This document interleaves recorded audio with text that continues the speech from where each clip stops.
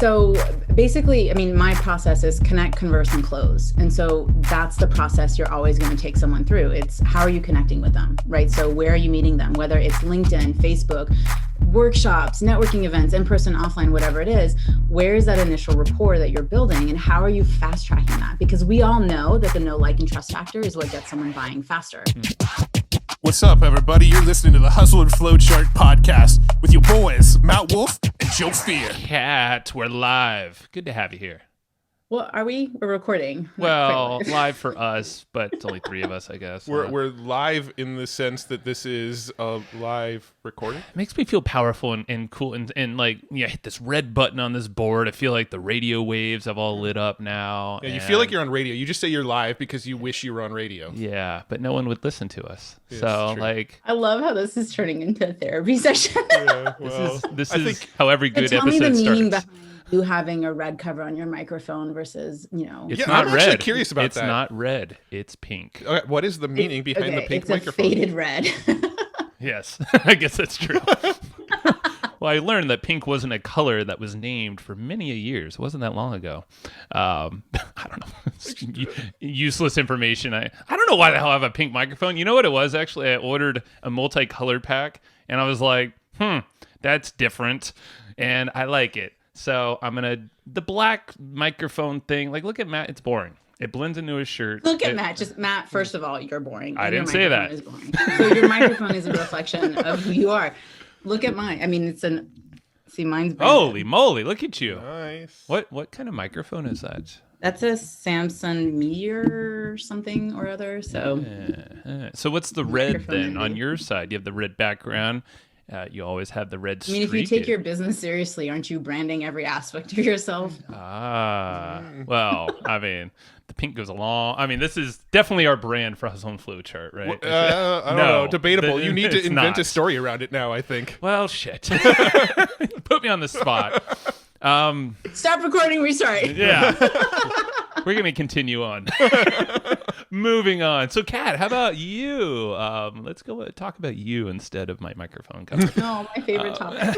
Yeah. In our next episode, Perfect. our next therapy session is going to be the story of Joe's mic. You know what I'm going to do? I'm going to go to conversion.ai. We are not an affiliate, but I'm going to go there, plug in that, and it's going to spit out a whole bunch of interesting stories for me. The AI is going to do all the copywriting for me. So, you know what? Because that's always the most effective way to do copy. Well, it's not, but it's going to give me ideas at least. So maybe we'll put that in the outro of this show. So if you're listening right now and you haven't dropped by now, I swear we have a lot of value coming to If you're still here. Great. In the so banter. the worst watched episode of all time is going to be this one. You did it. But the banter section will have a good story for you. So you have to listen back, Kat. Yeah. All right. The skip to minute. Long from now. All right. So we were on your podcast weeks ago, a month ago. You sent us a cool little gift in the mail. I thought that was really cool. At least I got one. I don't know if Matt got one. I did. I thought that was cool. But the episode that we were on your show, it was like the best time we've ever been on a podcast. Yeah. And it's kind of like how this is starting out already. Had no clue There's what was going to happen. value in all of this. So here's the nugget. Okay. Is you need to perceive. You need to see what's going on because right now we've had an entire conversation about nothing but created connection based off of the fact of your microphone having a pink cover and me judging you for it. I think you're the only one that's ever brought that up, by the way. And I think it's been like 2-3 years. At least, yeah. Yeah. So you deserve something epic. I'll send you one of these. I'll send you this one, maybe. No, don't. Please. That would just be insulting. You don't want the one that Show me how much you don't care. In a world of COVID, I guess that's a horrible idea. Yeah, you want the microphone that he's spit into for the last 3 years? Oh man, I could get your DNA, start stealing your Oh yeah, I'm gonna identity. burn it then. Okay, I don't trust you. No, I'm just kidding. Oh my god, I don't know what we're doing here. Kat, We're building rapport, Joe. That's right. what we just got done saying. That's the whole relationships. point. Why aren't you following? All right, Matt, you take over. The funny thing is, normally we do this kind of stuff before we hit record, but this time we just kind of said, fuck it. I love it. That's right. I mean, One of us isn't said that the best way to do it is just to say fuck it. But here again, right, another learning point, which is it's not the perfection. The thing is doing the thing so that you can see what lands and what doesn't. I mean, I didn't become this amazingly hilarious person just by overnight happenstance. I had to tell a lot of bad one-liners before I was able to get to this point, and there's going to be improvements maybe from here on out. But again, I see a lot of people getting stuck in this perfection paralysis, analysis paralysis, whatever self-sabotage mechanism you want to call it, of not doing the thing. Do you see how I'm making this valuable right now? You're doing great. Of not doing the thing. At least somebody's making it valuable. It's This is not why the you're a creators podcaster. of the show, but But it's so interesting. And I'm sure you guys experience this too with your clients of, especially in the podcasting world, of I've got to have the right thumbnail, I've got to have the right microphone, and I have to have the sound system and the lighting and all this stuff. And then they never do it. That's true. But the person who makes all the progress is the person who's willing to fail fast, fail forward, and fail often. So are you speaking from experience, personal experience? fail. Never? Okay. No. She's just watched other people fail This and isn't learned dyed from red, them. it's blood. Failure. Blood of my My clients. failure wall. Jesus, Dexter has come back in a crazy way. Oh, jeez. I love this. Anyway, let's get into your story. You like that? Anyway. That's my awkward transition of all right, at some point we got to get into your stories. So let's just go for it. How did you get into what you're doing now? What were you doing before what you're doing now, and how did you get into it? So I was a big badass corporate consultant for one of the top consulting firms in the world. And I did the thing that I was supposed to. I feel like I'm just tapping into my robotic past experience, right? This is my trauma coming out. So I got my MBA, right? Got the business certifications, got the high paying, corporate gig, and basically got there and was like, oh my God, this sucks. So I created, I achieved the American dream, right, of doing higher education and having this really recognized, prestigious career opportunity, making them millions of dollars off of my work and my, all the stuff that I needed to do. But when I looked up the ladder and I saw what the lifestyle was for these partners and VPs, and give me, 15, 20 years, I would have been a partner and a VP, no problem, just because that's how I am. I set my sight on something and it gets done. And I saw the divorce rate and, people complaining about not seeing their kids and just the obesity and the ulcers and just the time commutes and the weekend hours, oh my God. And I was starting to experience all of the long, hard hours for really no recognition. And I was like, this can't be what life is. This just cannot be what the end of the rainbow is supposed to look like. So for me to create freedom for myself, not only in terms of financial freedom and not just I'm working and I'm going to get these little 3 to 5% promotion raises every year, unless I go hardcore hustle, which I had to do every year, but another story for another day. I had to go out on my own. I had to make my own money. I had to be my own boss. And it really aligns a lot to my personality, given that, and I'm sure this is the same thing for almost every single entrepreneur. We were always told we're too much or not enough growing up, right? Basically any successful entrepreneur was not sitting at the cool kids table. It's just, pretty true. We were picked on, we were pushed over, we were bullied, all this other stuff. So how do you kind of overcome that, but then to a little bit overcompensate and really go out and say, you know what, I have worth, I have value, I have something to contribute. And the only way that I'm going to see the impact in this life is to do it my damn self and not wait to see if it happens 20, 30 years from now from a corporate consulting project that somebody else is going to take credit for. So I basically, this is great, I Googled what's my passion. Literally opened my browser and Googled what's my passion. And it came back with this $47 assessment. I'm not fucking paying $47 to be told what my passion is. I'll figure out my damn self. This is me cussing. Okay. So go for it. There's an explicit R warning on all of these. So basically I spent another year trying to figure it out on my own. And I didn't. So I hired a life coach because through connections and networking and all that, it was something that I needed because I couldn't find the answer myself. I couldn't see the picture from the frame, and basically jumped into coaching and got a certification. And remember the first training that I went through, it was in person and it was hands-on experience and then applicable. You applied what you learned essentially that same day. And I made 4 people cry. And it was one of the proudest moments of my life. And it was because my ability to get to the thing fast, whatever it was that was blocking them, got them connected to their real emotion and helped them get past it. And so that gift was something that I knew that I wanted to continue to leverage for the rest of my life. And so I started building my business. And after a while, people started coming to me and saying, how are you doing this? Like, how are you getting all these clients? And I had to look back and think about, how did I get my clients? And it was always through relationships. It was always through just seeing the person, staying in touch, and then eventually putting an offer in front of them that they always said yes to. And it didn't mean that they said yes right away, but they always came back. So my close rates are ridiculously high because even people who said no, come back. And I always say, in order to get to more yeses, you have to turn no's into yes first. Because that's how you know how you're doing effective marketing and effective sales, because those are the lifeblood of your business. So essentially, I reverse engineered the process and figured out how to not only build more relationships faster in terms of potential clients, but how to get them to a yes faster by making it an empowered experience and not this forced, resentful yes because I NLP'd them in a manipulative way or something like that.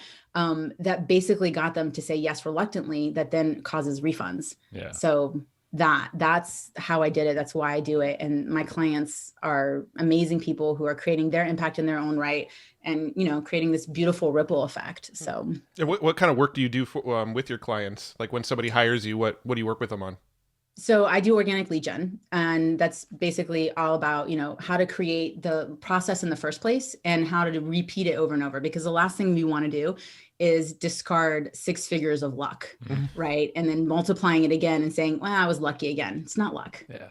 When you're making that kind of money in your business, it's easy to multiply it over and over again. But first, you've got to get into the place where you understand what your unique process is, how to repeat it, and then how to hand it off. So I work with people at those different stages so that they can multiply their 6 figures to get past 7.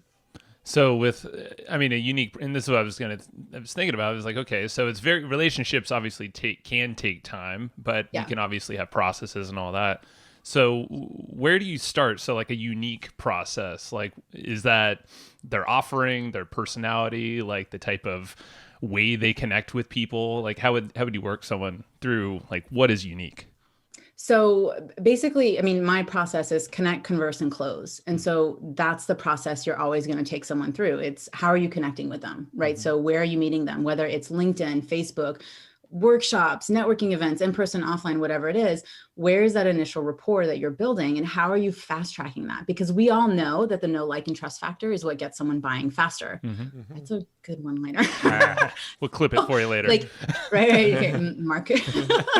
So, how do you do that? How do you get them know, liking, and trusting you faster? You have to build your authority. You have to claim it in the first place. And so who are people who are doing that? A lot of times people spend a ton of time trying to figure out the ideal client avatar. And I actually want to say, release a little bit of that and look at, who are the people you enjoy working with energetically? I know we're going woo, but it's just, who do you enjoy in terms of personality? Because it's not really, they are a VP at a company and they, their business has $5 million and they have 50 employees and blah, blah, blah. Like if you're making 5 and have 50 employees, you're doing something wrong. But anyway, right. So it's not that. That's just the demographic aspects of things, but we're looking at the psychographics.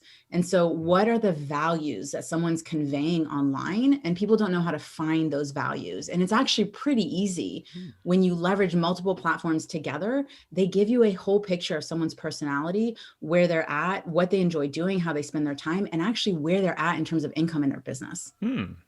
So what are some of, you got me curious now, because I like this whole thing of, because I know a lot of people will get locked up on their avatars, like for the folks that we consult with podcasting, I know a lot of people will try to get the perfect audience or identify the topics. And the common thing we always say is just get started. It's similar to what you said. It's like, talk about your passions and maybe have an existing audience. Well, serve them first, but get feedback, but you're going to change over time. It's going to evolve.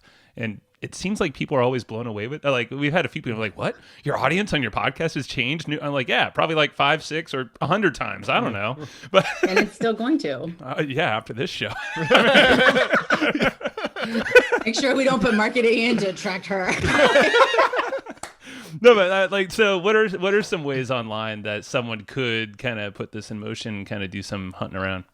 Well, so what you want to do is get a good enough idea, right? And so we talked about this. What's the imperfection? What is good enough? Because good enough is great. right? I don't look for perfection. I don't look for having everything dialed in, because it is a trial and error aspect of it. My ideal client, like you were talking about from 5 years ago, I don't want to work with them anymore. Right. Like, someone else have it, please, because you can get them ready for me now, kind of situation. So how do you get started with, is you start making so one is, you've actually, the most important thing you need to do is position yourself with authority. So you can go out and make all the connection requests you want, but you're leaving so much money on the table if you haven't positioned yourself as someone that can support and help that person. So a lot of people make their profile very much about them. So we're talking, like, let's use LinkedIn for an example. So LinkedIn, previous platform, basically a resume repository, right? So this is what I do, managed, directed, blah, blah, blah, like very cold, very dry. And people are putting, like, for example, there's 3 things that they absolutely need to look at. 1, your banner. Do not leave it blank, and do not put pictures of puppies, please. All right. Like, it is a prime real estate, just like it is on Facebook. Call to action. Where's your freebie there? Why are you not helping people get into your ecosystem, in your funnel, if you will? If they're interested, let them consume information. 2, your profile picture. Shirts requirement, all platforms. You want a flex bro marketing kind of stuff? Like, no, there have been people that do not have muscles and lots of hair who have been like, like. But what if you have a really cool chest tattoo? Ooh. Yeah, no. So shaving chest hair into a cool pattern, no maybe it's branding. No shirts, no shoes, no connection. Right? Like, fair. Okay. I've seen red solo cups. I've seen, where people have blacked out people or cropped them out. Let's try to have some level of professionalism, because it is important. How you show up online is a reflection of who you are. You are communicating your values, and that's how people connect. So those 2 are the basic easy ones. But here's where people make a ton of mistakes. Their headline. They're putting speaker, author, coach, blah, blah, blah, whatever it is. That is all about you.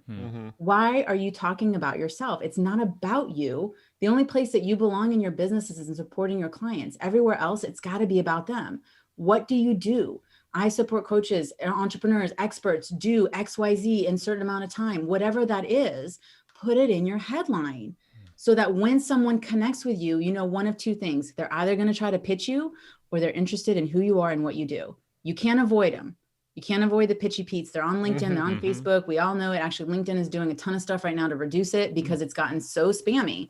Good. But you can't block them all. But then you've got now you're prospecting. So when you've positioned your profile with authority, what you're doing is you're enabling more people to accept your connection request. And those that do are higher quality. You're already qualifying people before even having the conversation.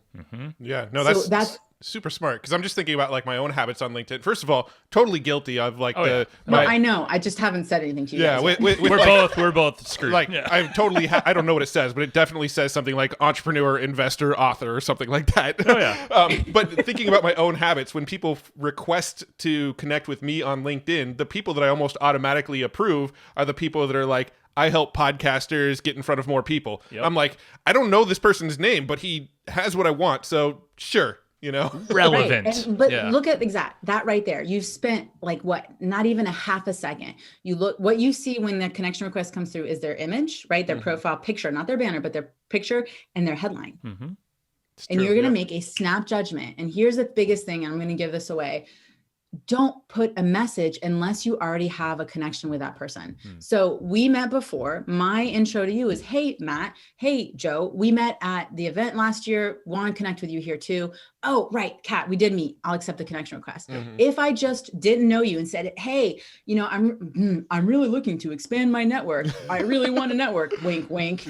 I'm not prospecting on LinkedIn. No. Look, we have a lot of connections in common. Yeah. Right. Yes. You look like you have something interesting. Perhaps we can support each other. Would you like to join for a coffee chat? No, too soon, bro. Like, way too soon. Chick. Like, no.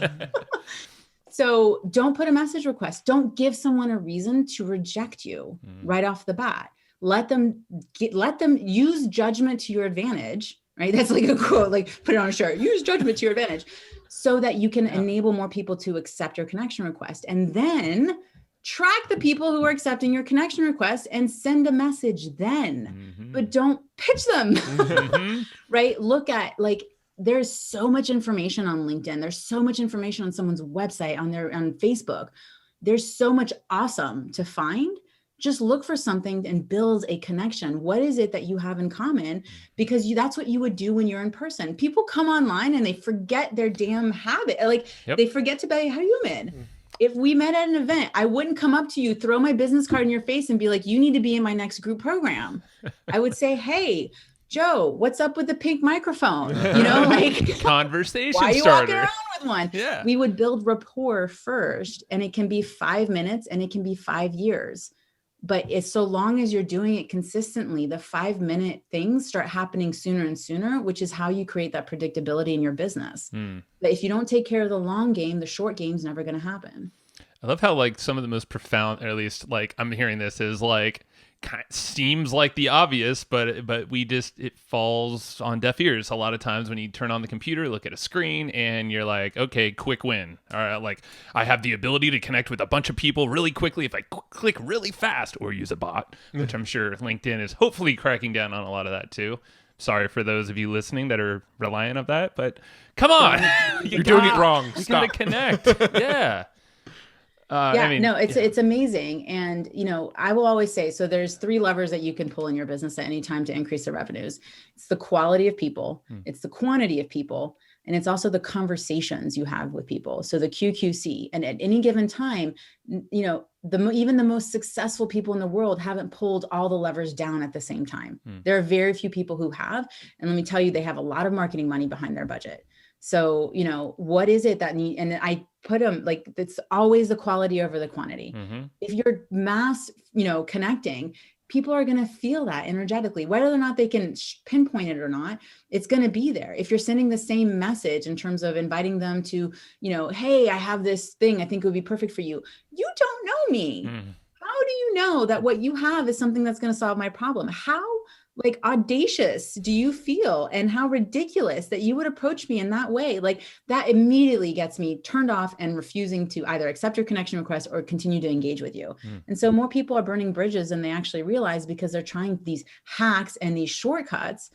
But unless you have a consistent process to generate leads and convert them into clients, using those strategies is going to do more harm than good. And you're just putting more distance between you and your success. Yeah. Now, is there any other, I really like the idea of like having a call to action right in your image in LinkedIn. I don't even think I have a cover photo in my LinkedIn. No, we can talk about your profile after, because there's so much. Yeah. Rip apart right now. I'd love to hear it. It's a shit show. But yeah, no, I like the idea of using the cover image and putting that call to action right in the cover image too. That's really smart. Yeah. Are there any other on Facebook too? Like so what I love about what I do, because I love what I do. The strategies I teach are platform independent. You use them on all of the platforms, because at the end of the day, it's about having the connection with the individual and not about being reliant on the platform. We have seen platforms get shut down overnight. Yep. We have seen people's Facebook ads get whatever that word is, because I'm not even in that world, but they've been locked out. Like we've seen people's entire strategy be shut down in a blink of an eye, and they can't generate revenue. But it will never happen to you if you have their contact information and have a real rapport and connection with an individual. Yeah. I think one thing that I get in my own head about, and this might just be something that you would say, shut up and get over it, is like when it comes to like the cover images on social media, I'm always very conscious of like, the personal friends and family and people like that are following me going, man, he's just like all in on marketing. He's like going over the top, and like I can't imagine on my personal like Facebook profile having like a call to action in the header image of my personal Facebook profile, because it's so much like friends and family that follow me. And so there's like that kind of competing thing going on in my head of like, should I be marketing on these platforms where a lot of like my personal friends and family are on, or should I be doing that in other channels? I don't know, but it's something that I debate over a lot. So I'm curious about your thoughts on it. Here's what I love. It's about making the process work for you. So if that's like a deal breaker, then it's a deal breaker, right? Like it's not about having this forced one trick pony process, which is the only way to be able to generate leads or close clients or whatever it is that you're wanting to do for your business. There's a way. I always talk about my connect, converse, close process is basically a buffet. So you've got connect, here are your appetizers, here are your choices, pick the one that works for you. In the conversation, here are the different entrees you can choose. If you're vegetarian, great, I've got something for you. If if you're, if you're all like, I want meat and potatoes, we've got that for you. Right. And you pick the pieces, and then the clothes, right? Here are the different desserts. You're gluten intolerant. Great. We've got flour less cake or whatever it is. Right. There are different ways to make it work. And it's about taking the process and the framework and making it your own and standing in your strength and not making you have to step and kind of do what we had to do. Because this is all about my corporate experience of improve your weaknesses. Let your weaknesses be someone else's strength and hire them for it. Yeah. Step into your strengths 100% and shine bright in that space and get the help and support you need in other places. And don't be ashamed. And I'm not saying you, not ashamed. But there's different things you can do in terms of building your authority. If you're wanting to redirect some of your connections, it may be a simple, hey, I have this free guide. It does, or I want to join my Facebook group here, or whatever it is. And again, we all know, caveat, exclamation, you're not supposed to be promoting your business on Facebook on your personal page kind of thing. So there's things you can do in terms of sharing your wins that can help bring people back into your ecosystem and be like, oh yeah, I remember Matt. Yeah. And that is more your style anyway. Like share the wins, and kind of bring people in that way. And it makes everyone happy. Yeah. Well, I also think the reverse is true. Sharing all the shitty stuff that happens, I think, indoctrinates people to be more themselves a train wreck. Whenever I post on Facebook like the really good wins, I get some engagement, but when I share the today I fucked up kind of stuff, that's when it really explodes. Woo, yes. It's so hard. I did that. I trashed my LinkedIn profile for April Fools. So I went on LinkedIn and I took everything down. I put this horrible picture. I took off my headline. Like I took off featured articles. I mean, I just trashed it. I got a lot of people registered. And then I did a workshop the next day on April Fools, and I fixed everything. And I walked people one by one, the 12 different pieces of the LinkedIn profile that you need to optimize and make sure you have in place so that you're not leaving leads behind. And that's how you leverage your profile in order to generate more leads, because when you're positioned in that authoritative way, that's how you get more people accepting your connection requests, and it opens more doors for the conversation. So would it be wise to send everyone to your LinkedIn and say, well, now it's Boss. I know. We checked it out. It is Boss. I mean, it's a great marketing strategy if I do say so myself. Damn right. Well, so LinkedIn, I mean, in terms of organic leads, when you're working with clients, is it typically LinkedIn being the main source, or? I actually use Facebook and LinkedIn and Instagram and Clubhouse all concurrently. Okay. Because people act differently on different platforms. And so they're going to show up in different ways, and they're going to share different information. And so why not, if it's someone that I'm claiming as a client, like here's what a lot of people don't talk about too, is if someone looks, do you really understand who your ideal client is in terms of the 5 characteristics that you're looking for? So for example, Matt, you're showing up a certain way. I'm just going to pit on Matt because he's so easy to pick on. Yeah, I know. It's my whole life. You just sit there and take it. Give it back to her. Come on. You're showing up a certain way on LinkedIn. You show up differently on Facebook, and you show up differently on Clubhouse and on, Instagram and all that other stuff. Are you even on I know Joe is, but anyway. Yeah, I'm on Clubhouse. I just don't get on it as much as Joe has.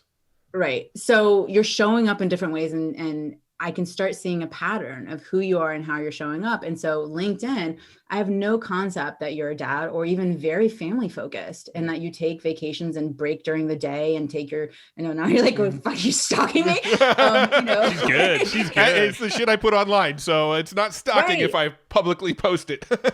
And so looking at that, and so if I looked at just your LinkedIn, you are a certain avatar. Now, if I add Facebook in there, you're starting to get closer to my avatar. And if I start adding Instagram in, you're starting to get closer, right? And so when I can compile all that information, I can then say, you know what, this is someone whose values align to mine, who, shows up in a certain way. He supports his clients in a very, loving and overgiving way, because he wants to make sure that his clients get success. I can see he has consistent success with his clients.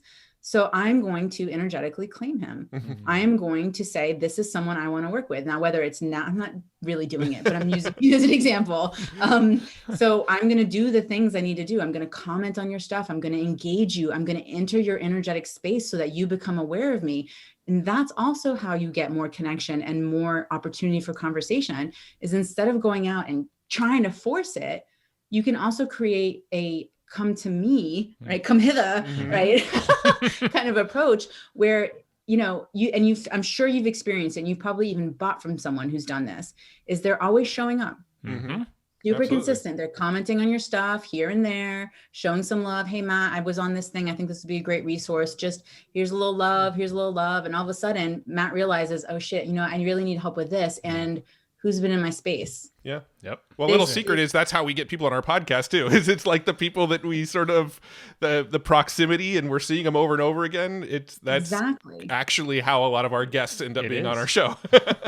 And it's just these little thought nuggets, right? And then just noticing and being willing to spend a little time. And I think that's what a lot of people miss, is the fact that, yes, it's going to take time. And some people are going to be ready. So there's this article I read, and I'm going to round up the numbers. 3% of people at any given time are ready to buy from you right now that you are already connected to, right? Problem is most people focus all of their energy and attention on that 3%. So you're leaving a lot of opportunity on the table. So the next 7% of people need a little bit more information, just a little nurturing, a little love to get to the 3%. 60% of people need some nurturing. They need a containing pool, something like a Facebook group, to be able to consume a little bit more information to get to the 7, to get to the 3. And then 30% of people are never going to buy from you. They're tire kickers. They're just out there trying to grow their business on free. Let them go. And the problem is a lot of people market to the bottom 30. They're afraid of getting unsubscribers. They're afraid of pissing people off because they're sharing more information. They're afraid that, someone's going to send them some hate mail. Fuck them. They're not going to buy. Let them go find the person that is going to support them and bless and release them, and focus on 70% of the opportunity in front of you that can generate all the revenue that you want in your business. How much stress would that solve a lot of folks? And it brings it so much clarity in terms of the avatar when you're doing your research and looking for on the hunt. I mean, you just described looking at Matt's 3 or 4 different social media profiles. Most people aren't going to do that, obviously. But if Only you make creepy stalker. But you know what? It took me maybe a total of 1 minute. True. Yeah. But I'm just thinking natural. Scan really quick. Yeah. Yeah, but if you make it easy for folks, like you said, make it consistent across the platforms, and you paint a picture. Well, I think, and you're capturing those folks fairly quickly. You can connect and then proceed through your other processes, which we'll get I think into. it's such a profound insight too that there's that 30% that's never going to buy, but so many people put the effort into marketing to convince that 30% that's never going to buy. I think all the way up the ladder. Even with this podcast, right? We actually made a conscious decision. Should we swear? Should we not swear? And I think in the beginning, we were trying to be a little more polished. That lasted one episode. That lasted probably not even one episode. I think our first episode, we're probably should we swear? And Joe was probably I don't fucking care. And then that was it. There's that. But it's been something that we've been in our head about. Maybe we should stop swearing, so we should capture the super conservative Christian. Yeah, exactly. Those people. Maybe we can capture them and get them into our ecosystem. But at the end of the day, that's not who our ideal market is. Those aren't really the types of people that we want to go, and if we were at a conference, we want to go spend extra time with or anything like that. So why are we trying to make concessions for that group of people in that group, actually, some of them still stick with us because because we get feedback all the time. They could, so they're living vicariously through you. Maybe, yeah. The earbuds are in. The family doesn't have to hear. That's what I'm thinking. That's probably maybe part of it. Yeah, but it is interesting. Yeah, you obviously cater to. They will forgive you your sins because if they're truly Christian. That is true. Yes. I like it. I like it a lot. No, that was a way to spin it. Yeah, that is very true. I mean, I love it. Yeah, it puts your focus there, and the fact is you don't have to be perfect, but just take action, like you were saying. I love that because everyone is somehow, I would assume, I know I get in the mix of, or get in the way of, have some perfectionism issues, we all do. Yeah, we all do. But these are all little bits of permission, and just hey, speak to the people that are just a little easier to get that momentum rolling, and then from there, see what happens. Exactly. Yeah, it's so important to, I always say the biggest obstacle between your way and success is yourself. So if you just visually sidestepped and let your higher self walk through, you probably achieve more of what you're trying to faster than letting those little gremlins, if you will, or whatever it is, other iterations of yourself, the little boy or the little girl in you who's afraid, right? Don't let them tag at you. They're always part of who you are. They have something valuable to contribute in terms of the conversation. But when it comes to that kind of stuff, it's lean into it. ask yourself, not you, right? But ask oneself, what is it about this that I'm afraid of? And what can I do to help reassure myself or to help myself stand in my confidence? Because that'll get you into action faster, because it's going to happen. But what are the tools and mechanisms to be able to recover? Because that's the true marker of someone who's successful. It's not whether or not they're going to deal with bad things, or that they're going to be stressed out, or things are going to go wrong, or launches are going to fail. It's how you react to it and how quickly you can get back in control versus being, in the backseat of the car or even outside on the trunk of the car. Yeah, you don't want to be there. Well, to go like woo, just to kind of lean into what you just.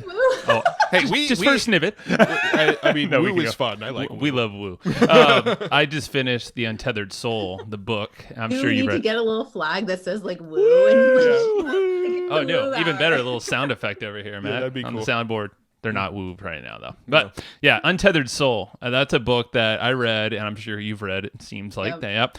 Michael Singer, definitely pick that up. I know I've told you you'll like it. But there's a whole part, like, what was the piece? You just said, like, if there's any kind of negative stuff, or maybe, you have some fear about something, asking yourself, what part of me is feeling that pain or that frustration, anxiousness, whatever it is, stress. And then just, like, start to identify it a little bit more. And you're like, oh, that's bullshit, or, oh, that doesn't really matter. And it kind of allows you to think differently in the perspective so you can move forward in whatever the hell you're trying to do. So just to lean in what you just said, I think it's a cool practice. Good book, too. So woo-woo. So fucking woo-woo. Woo's good. You just said it. Yeah. You'll open up and you'll share. One day. Just keep picking on you until then. Hey, I'm used to it. I know you are. There's no successful entrepreneurs that weren't picked on growing up, right? Right. Recap minute. That's right. Good killer. The only difference is I just still get picked on. It's all good. There's We just love some you for it. people who look like they can just take it. I'm everybody's whipping boy. I get it. We love you. So By yourself, we love you. love yourself. Oh. All right. So connecting, obviously, tons of ways to connect. I mean, you even mentioned Clubhouse. We probably won't go down there because I feel like that comes up often. Mm-hmm. That's obviously a great way to connect, and you can kind of do it like crazy right now.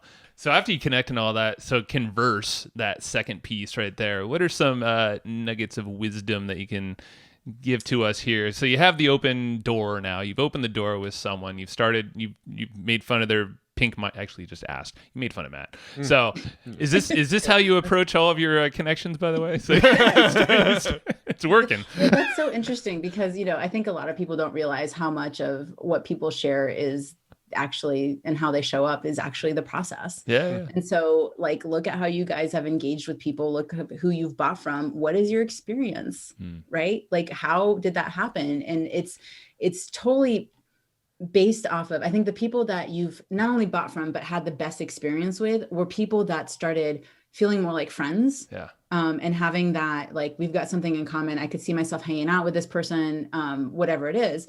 But in terms of like having real conversation, one of the things you can do is either leverage whatever it is that they're already sharing. So find the awesome in their profile, find whatever it is that's unique about them that you can actually have a conversation. Now, what you're probably talking about is what I help a lot of my clients through, which is how do you go from talking about the weather to whether you should work together? Yeah. That weather to weather experience is where most people get stuck, because they get stuck in their head in terms of, being salesy or sleazy or pushy or whatever it is. And at the end of the day, sales is great.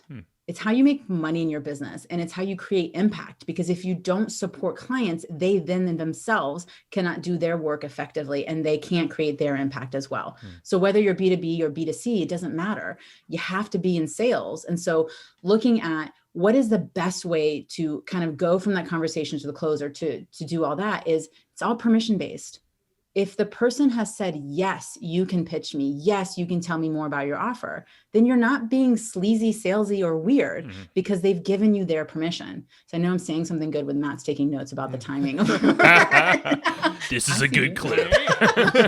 You just ruined it, Kat. You just But having the conversation is really about that. How do you enter, not only in terms of, having someone come to you, but what are you doing to allow people to see you as the authority. So what wisdom are you sharing? How are you being visible? How can people see you? How can people consume information? So if you think about when they first connect with you, they're going to start consuming information. What content do you have out there that starts handling objections, that starts making people see you as someone who could potentially solve their problem? Because if they're in that 3%, if your content is there, they're going to come to you and they're going to buy fast. Yep. If they're in the 7%, that article, that one piece of content, that one training video, maybe just the single piece of information they needed to get to the 3%. So really looking at, you have conversations in two ways, like this, one-on-one, reaching out, whatever, but with your content, how are you being strategic? And I always look at, how can you put strategic effort into creating ease in your business? I used to call it putting effort into being lazy, because one of my favorite things. That's a good thing too. Yeah. Like, didn't resonate with a lot of people, or at least but, we love it. So so looking at, it's not putting content pieces like, pineapple on pizza, yes or no, right? Yes, that'll create engagement, but it's not going to attract or qualify anyone. So instead, where do you prefer to generate leads, Facebook or LinkedIn? So people want to share their opinion. They want to share what they're doing, or they just want to talk about themselves, and in any way that positions themselves as an authority. So when you give them that opportunity, they're going to show up in droves. And if you're strategic about the kind of content you're putting out there, you can have people raising their hands, even when they don't realize it, as potential prospects that you can turn into leads, that you can turn into clients. So I have 4 kinds of content kind of categories that I teach my clients, which is one, popcorn, which is that it's airy, it's fluffy, just like it sounds, but we're going to put a gourmet spin on it. It's not the Jiffy Pop over the stove stuff that like leaves that weird film in your mouth. But it's going to be there's a chocolate drizzle, or there's like some, whatever you want on it, white cheddar, but premium, right? Truffle. Right. The truffle oil, which, but so looking at what is that little bit of strategy, think that one level deeper that gets people raising their hands and wanting to engage. Again, pizza versus platform. Yeah. It's kind of cool. That works. These one-liners, they come out. So that's popcorn. Then there's your positioning. So how the trainings, the how-tos, the client wins, all of those things reposition you as the authority and expert that you are. But you have to show them that there's more to learn, or give them those aha nuggets to walk away with, because the more ahas that you give someone, the more they realize, wow, if I had her or him in my life, I probably could achieve more success faster, because I would be in the incubator, in the ecosystem, and being able to fast track things, right? You see how I pulled that together? I like it. So that's popcorn, positioning. And the third one is prospecting. This is, what are you putting out there as content that helps people raise their hands saying, I have this problem and I need help. So sometimes that comes across as lead magnets or freebies, something that they can opt into. But here's my little nugget. Don't send them to a link if it's an active conversation. Give it to them. Give them a direct link and continue the conversation in direct message, right? This isn't all happening in the forward facing world, because no one's going to want to raise their hands. It's like when I see someone saying, hey, what's your biggest challenge in business? Not shocked that no one's engaging. Who's going to admit openly that they have a challenge? We are all here to pretend like everything is going just fine. We have a especially nice on social media, especially social media. For sure. So, so instead it's, what are you, looking to achieve in the next 90 days? Like, let's celebrate those, let's rally around each other, but create that environment that people want to be a part of. So that's when you're doing those prospecting posts. And then the fourth one is the pitch. Yes. Every now and then, sporadically, you can put a direct, so obvious, I am selling something post. I have 2 spots left. Who wants it? And there are some times that's the exact thing that someone needed to see in order to raise their hands. So I always say you do most of your posts are going to be popcorn and positioning, because people need to see that stuff consistently and constantly to see you as the authority. Prospecting is going to be something like 20 to 30% of your posts. I'd say 20% of your posts. No, sorry, 15%. and 5% is going to be, pitching. So if we did it, numbers wise, it's like 50% is 40% is prospecting, 40% is positioning, 15% is prospecting, and 5% is pitching. And it kind of aligns with the whole, that is 100. Right. So looking at, what are those things that you're having, creating that, again, that environment. And it's why, as much as people hate Facebook groups, they're still worthwhile if you have a compelling proposition. And that's where messaging comes in. If you're just saying, hey, come here and hang out and we're going to, sit here and meditate. There's only 3 outcomes that people ever want. They either want more money, better relationships, or better health. If your marketing message isn't clearly tied to a single one of those, you're leaving money on the table. People get confused. They don't understand, because when you are looking to solve a problem, because here's the reality of it. Most of your clients come to you when they are in crisis mode.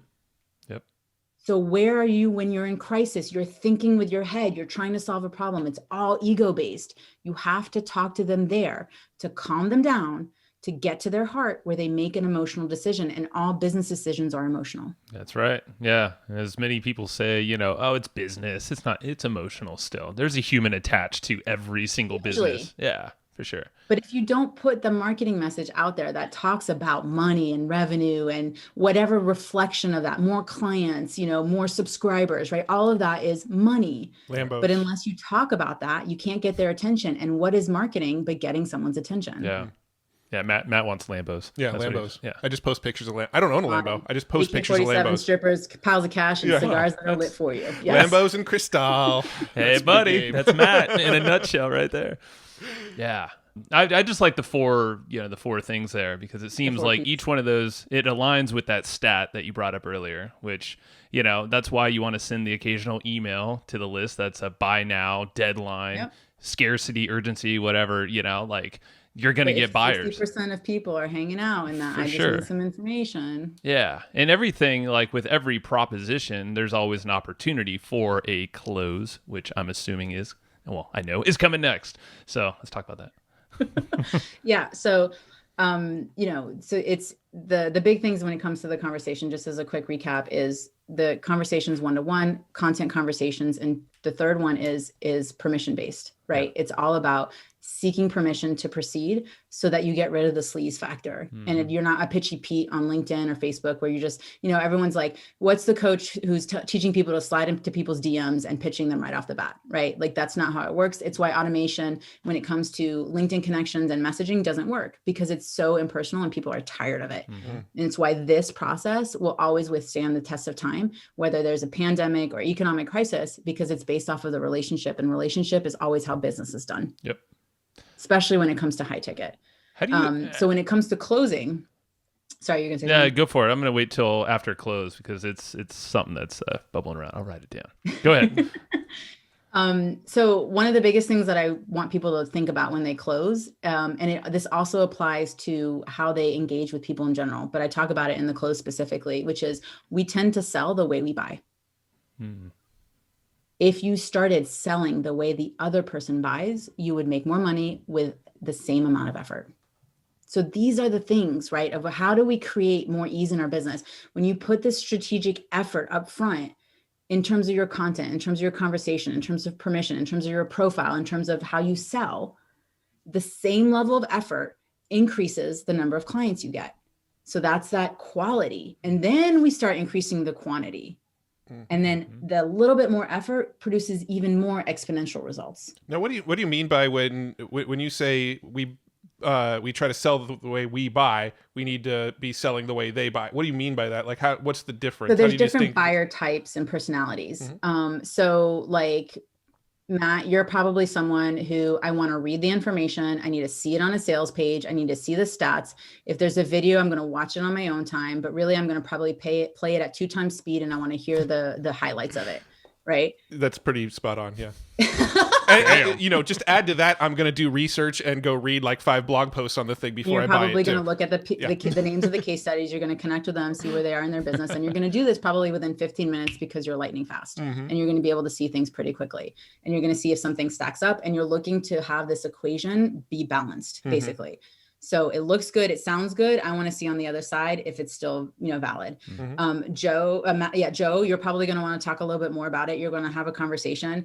You're going to want to see the stats, but you're going to have a probably pretty big gut reaction. And it's going to be, you're going to make the decision fast and you're going to know when it's right. And you're just going to go for it. Mm-hmm. Nailed it. Okay. Yep. So if I just spat statistics and talked about the process, I would lose both of you in the sale. Yep. So there's mechanisms to prepare people to buy before the sale that manages all of the personality types so that when someone shows up on a sale, which PS, both parties need to know that it's a sales call. A coffee chat does not get turned into a sales call. Please, for the love of God. How about the audits? Because you see audits getting tossed around a lot. How about that? No.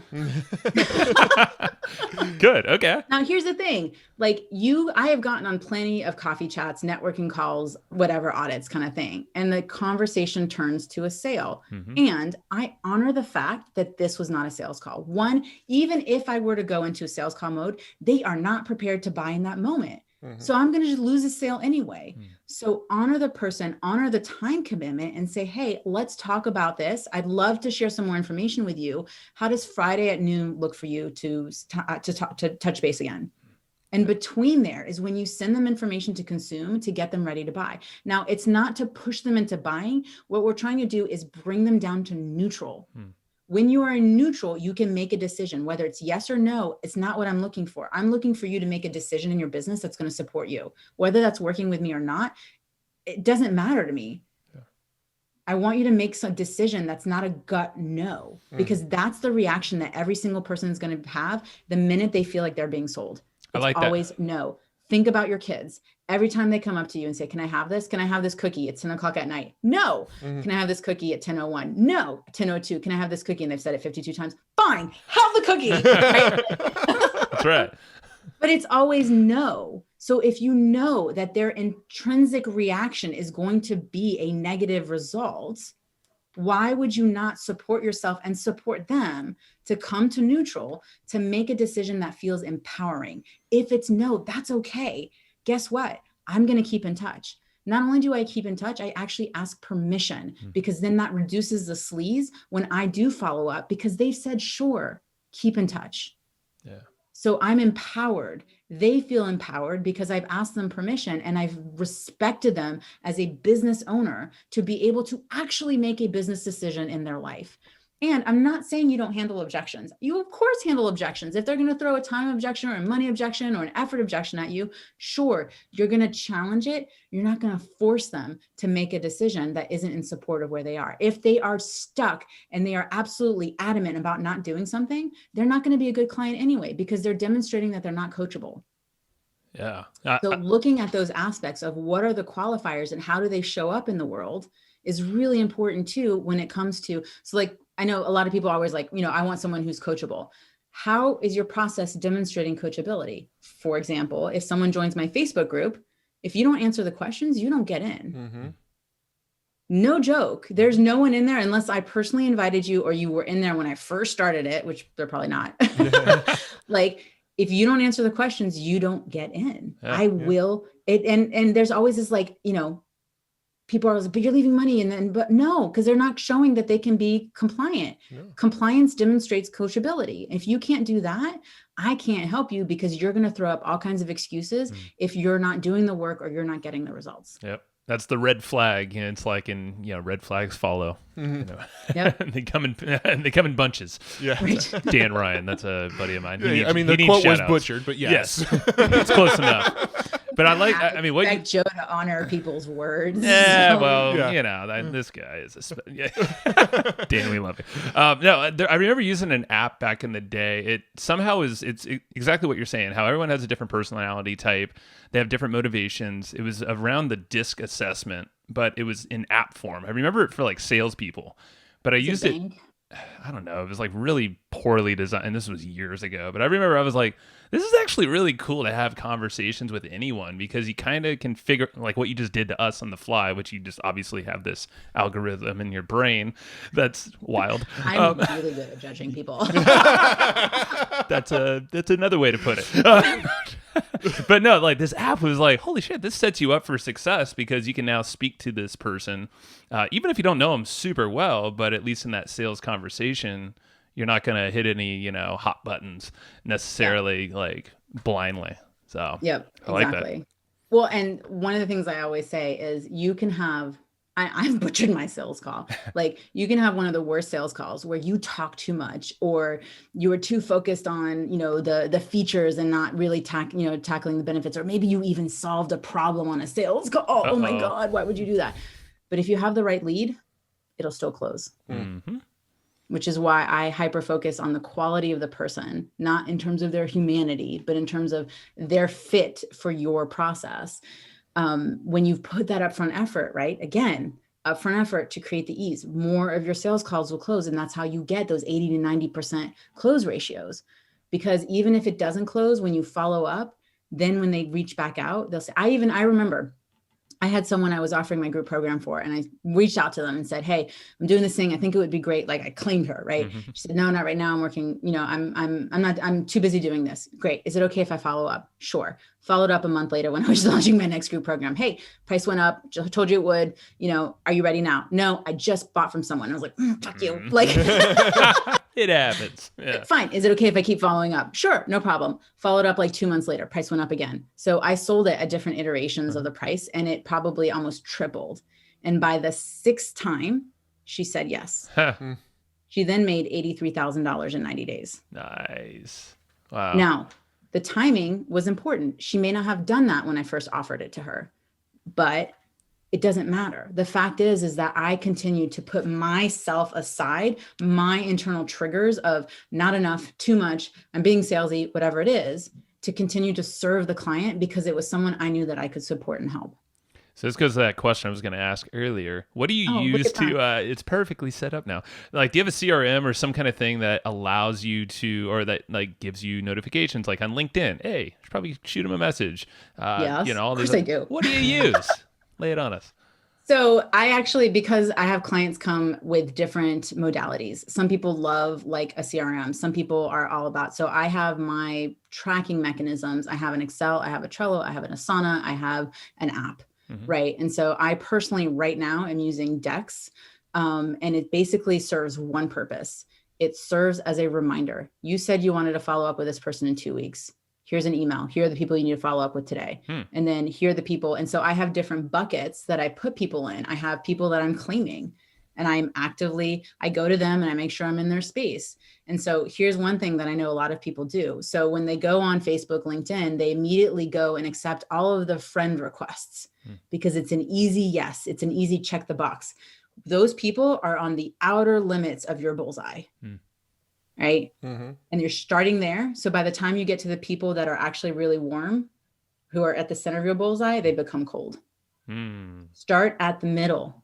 It's a trigger for people. They don't want to go and reach out to the people who they're actively trying to engage in conversation because whatever it is, they're not feeling it. They're too much and not enough. They don't want to sell. They're self-sabotaging. Lean into it. Lean into the resistance, because beyond the resistance is where the revenue is.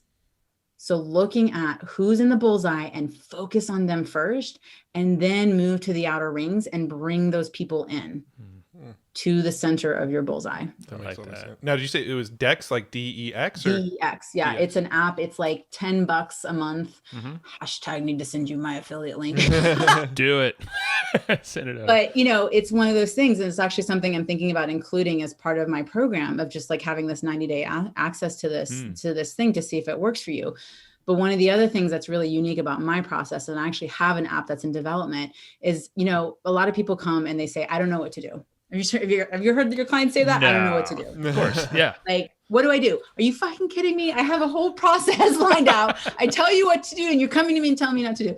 So what I do as part of one of my main group program offers is actually work people through what are all the activities that you can do in Connect.